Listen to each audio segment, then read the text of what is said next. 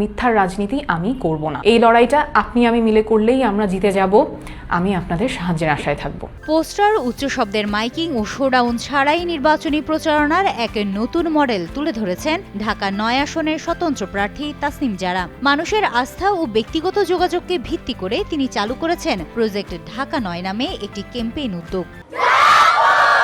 সোমবার নিজের ফেসবুক পোস্টে তিনি তার নির্বাচনী কৌশল ও এই উদ্যোগের পেছনের ভাবনা তুলে ধরেন। তাসনিম জারা লেখেন, স্বতন্ত্র প্রার্থী হিসেবে মাত্র ১.৫ দিনে প্রায় ৫,০০০ ভোটের স্বাক্ষর সংগ্রহের সময় তিনি মানুষের রাজনীতির প্রতি সম্পৃক্ততা নতুনভাবে উপলব্ধি করেন। বিসওয়াক্স আর ভিটামিন ই সমৃদ্ধ স্কোয়ারের ময়শ্চারাইজিং মেরি লিপ কেয়ার, এবার হাসুন প্রাণ খুলে।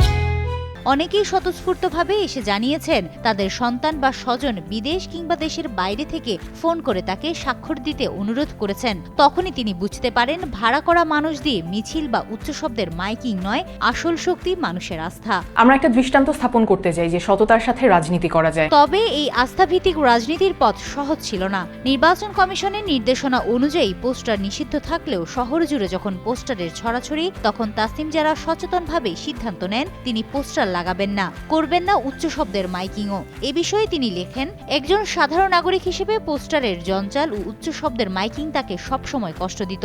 তাই রাজনীতিতে এসেও তিনি সেই বিরক্তিকর সংস্কৃতির অংশ হতে চাননি। এবং আমি প্রতিজ্ঞা করছি আইনে অনুমোদিত টাকার বাইরে একটা টাকাও আমি খরচ করব না। এই সিদ্ধান্তে অনেক শুভাকাঙ্ক্ষী উদ্বিগ্ন হয়ে প্রশ্ন করেন, পোস্টার ছাড়া মানুষ কিভাবে জানবে তিনি নির্বাচন করছেন? এর উত্তরে তাসনিম জারা তুলে ধরেন তার নতুন উদ্যোগ প্রজেক্ট ঢাকা ৯-এর কথা। তিনি বলেন, মানুষ ভোট দেয় বিশ্বাস থেকে, শোডাউন বা মাইকিং দেখে নয়।